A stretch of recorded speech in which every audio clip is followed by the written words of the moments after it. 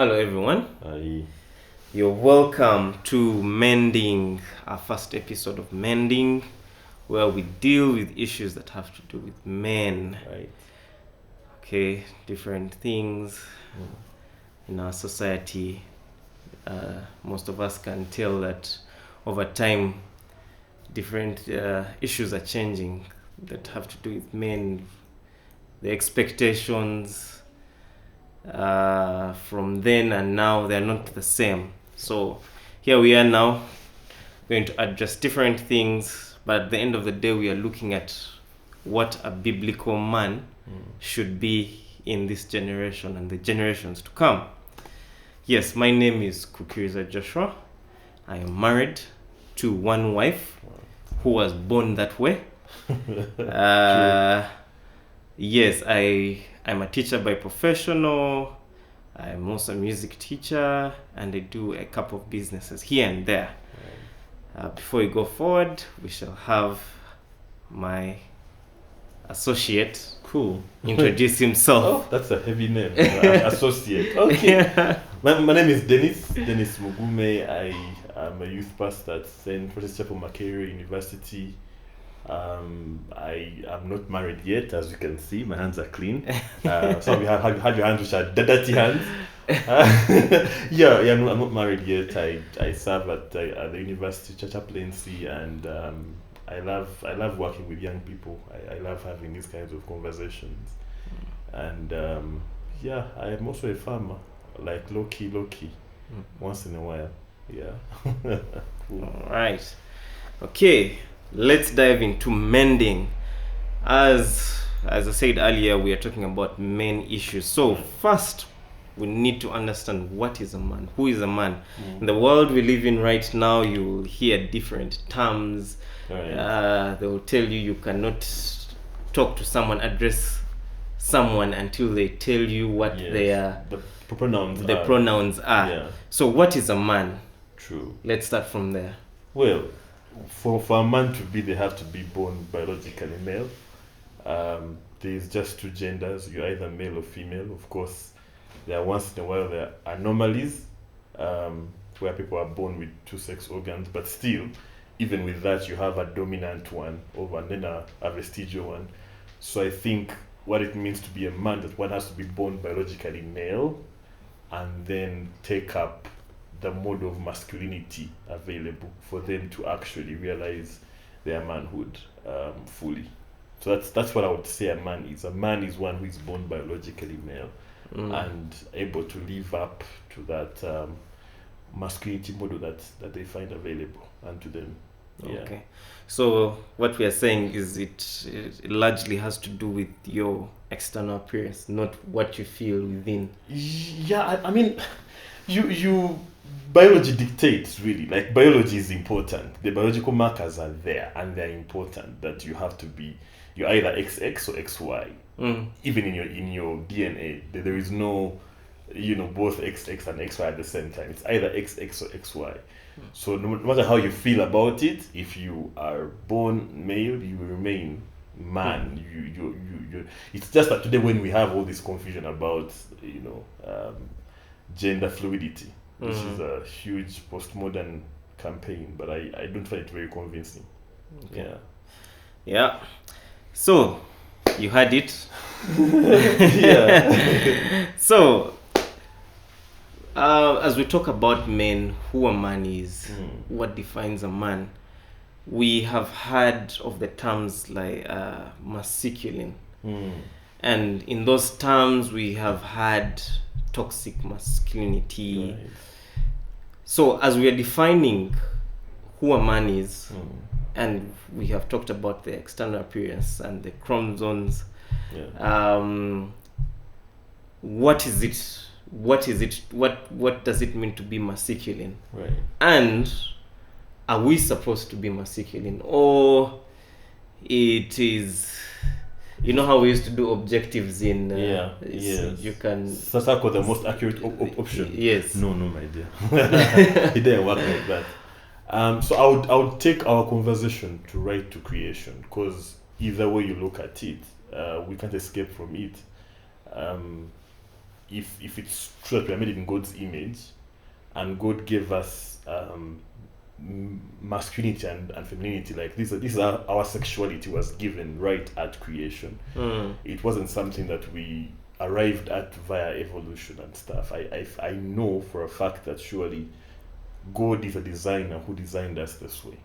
And so when he designed the first man, Adam and Eve, I know we are thinking about this a lot lately, he gave Adam roles, clear roles, to tend the garden, to tend the garden, to name the animals, to lead, to offer leadership. You see. So being masculine has a lot to do with that you are about something, you are about purpose, you are about meaning, you are about giving leadership and taking up your role as a man.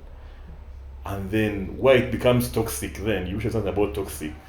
Why it becomes toxic is why you're using your privilege, or you're using your abilities as a man to your own selfish gain, in ways which are abusive, in ways which are not serving the other.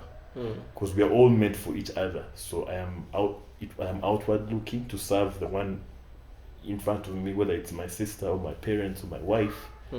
And then I'm also using my strength to lift up those who are weak and oppressed, versus using my strength to dominate and domineer. Okay. That's why it becomes toxic. Yeah, I think. Okay, so that means that if you're to be masculine,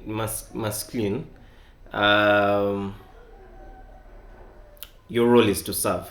Right. Does that mean at any one time that the ladies are less privileged in terms of the way creation, the way God created the world in the Garden of Eden, and when you look at the instructions God gave the man and the woman, does that mean that the women are less privileged and the men are more privileged? Yeah, I would imagine there's a difference between the moon and the sun, and to compare the two would be foolhardy in a sense, because they each serve a particular role. So you find that God made man, male and female, alike in his image, and then that means they are both made in the image of God, the Imago Dei, and they have equal value, worth and dignity, yet with different roles. So it would be wrong to conflate dignity with roles. The sun doesn't do the same thing as the moon. They have each their roles. Those high school debates we used to have, water and fire, which is better? Which is better? Or land and sea, which is better? Like, it's just each has their own role, and there should be no value judgment in terms of, I think land is better than water, because each has their place. So for us to, I think what is happening today is we are confusing my role with my dignity. Because if I find identity in my role over who I am already, then it doesn't make sense. So we don't arrive at equality by trying to make more men out of the women, or trying to make men look like women. They have to both have a role, and which is realized and appreciated and accepted, versus trying to exchange the roles, and it doesn't make sense at all. Okay. All right, cool. So let's fast forward to, like I mentioned earlier, I am married, and one of the things I noticed when I got married is I got a lot of kati olimusajja. Yes. Kati osajja. Sajja pud, I think that's the word. Yes. And then you will get titles like Mr. Omwami, things like that. Yeah. So when does one become a man? What's the defining moment? Is there that thing that happens that makes one a man? Because what I'm looking at here is, we talked about our biological and those things really happen at birth.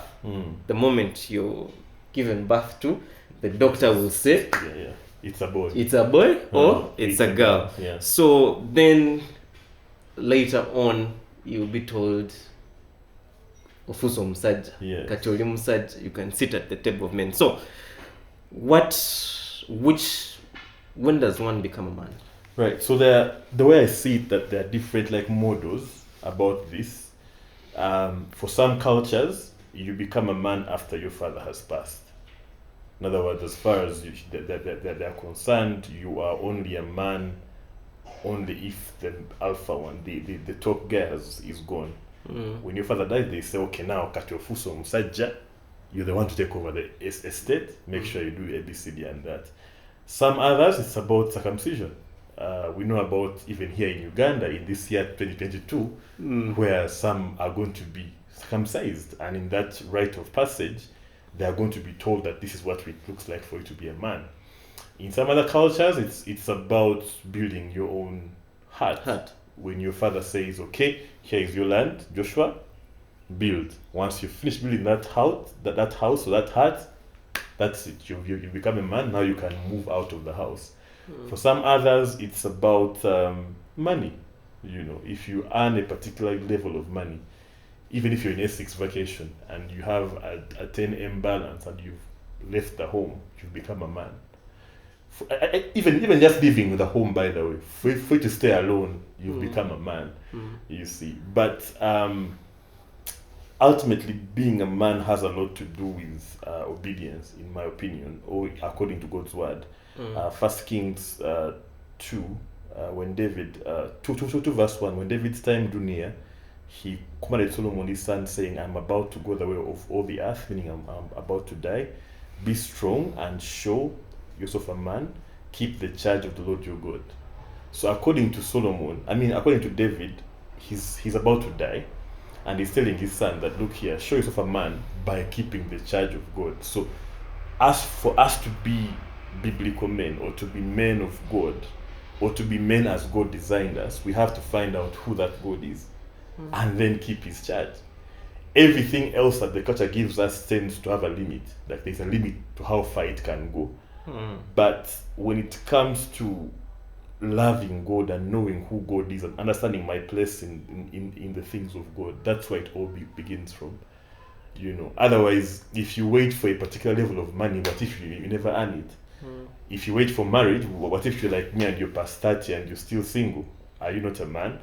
So the 35-year-old that doesn't know God is still a boy according to the Bible. And the 14-year-old that knows God and is following after his ways is more a man than the other one. So it's not just about age, it's about how well you know God, and are you walking according to his charge. He says, keep the charge of the Lord your God, walking in his ways and keeping his statutes. You see, so I think that so there are all these models that the culture is giving us, but also there is the one that God gives us in the Bible. Yeah. All right, that's good. Yeah. So since we have had that, let's talk about the effeminate man. Right. Who is that kind of man, and is there an issue with that kind of man? Right.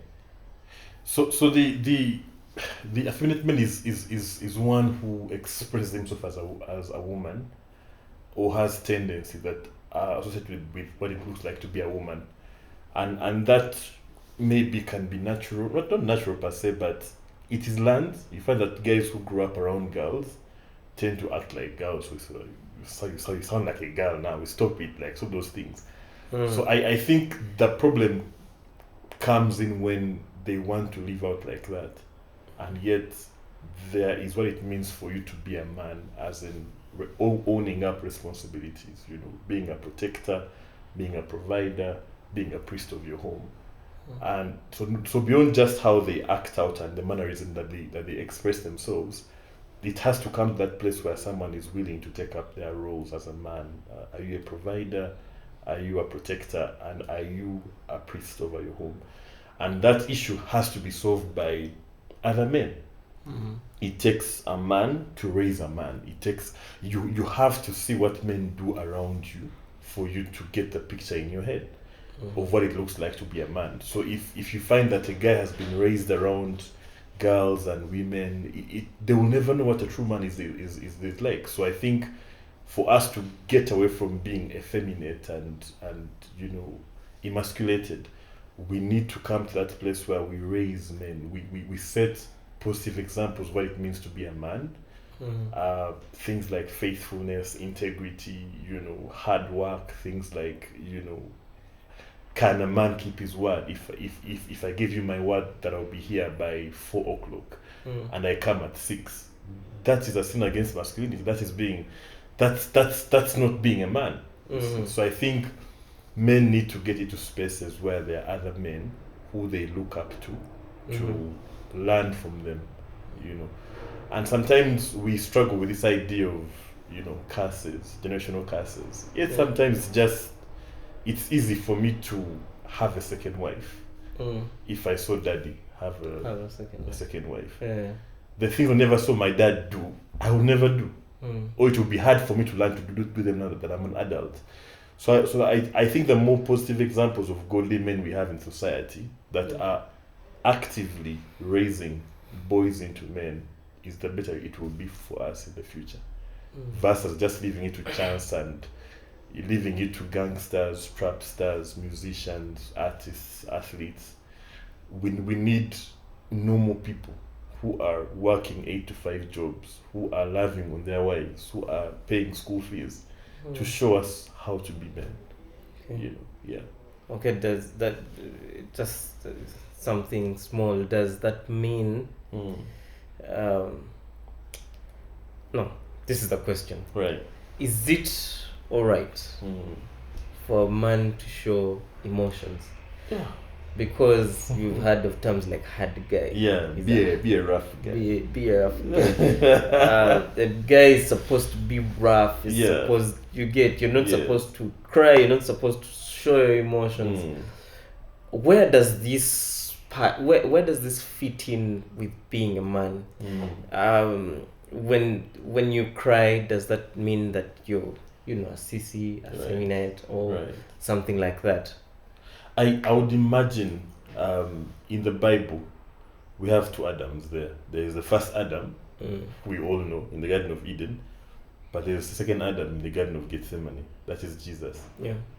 So Jesus was fully man and fully God, or truly man and truly God. So if Jesus wept, if Jesus made a whip of cords and drove out those who were selling in the temple, if Jesus drew a child and said, let the kids come to me, for there is the kingdom of God, and then draw out a lesson from that. So I think it's not just about whether or not you can suppress your emotions. It is about, if you never get angry about anything, it means you don't care deeply enough for anything. You get what I'm saying? Yes. Like, there has to be something which makes you angry, because everybody has a core system of what is important, of the things that when they're like attacked or threatened, you will react. Yes. You see. So I think we have to model our lives after Christ. Are we concerned about the things Christ is concerned about? Are we zealous over those things? Or we are measuring in the minors and manoring in the majors? Either way, we shall be emotion. I mean, when Manu lost, I'm a Manu fan, so when they lose, there's a way you can't say I'm a very hard guy. So men are actually emotional, but the things we put measures on are not the things that the women would put measures on. Yes. So every man has to find that thing that is worth dying for, that heel that is worth dying for, that has to be protected. Yeah. And so for me, if Christ is the true man and Christ showed his emotions, showing your emotions doesn't make you less of a man. I'm more concerned about for what's that thing, what's that heel that you're dying on, versus whether or not you show your emotions. And either way, because you're human, it is inevitable that you will show your emotions. But what is the thing that you're fighting for? What's the thing that is being attacked that you're defending? What is the thing that you're willing to go all out for? And for me, if that's not good for you, then I don't know, everything else in there is like an idol. You see, or is an idol indeed. So I would say it's not being assisted to show your emotions, it's just that we need to know where the true values are, where the true heels dying for or dying on are. All right.